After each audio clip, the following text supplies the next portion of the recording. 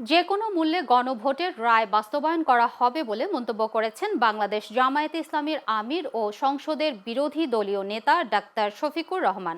আজ জাতীয় প্রেস ক্লাবে জাতীয় গণতান্ত্রিক পার্টি জাগপার ৪৬তম প্রতিষ্ঠাবার্ষিকী অনুষ্ঠানে এ মন্তব্য করেন জামায়াত আমির।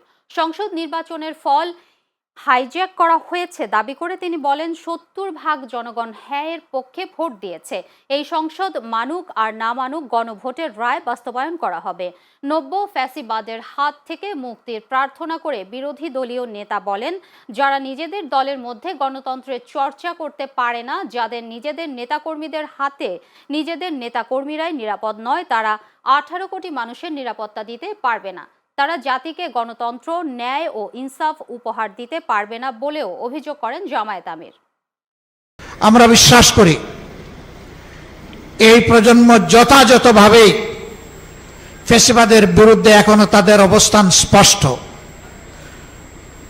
আমরা তাদের সাথে আছি, তারাও আমাদের সাথে আছে।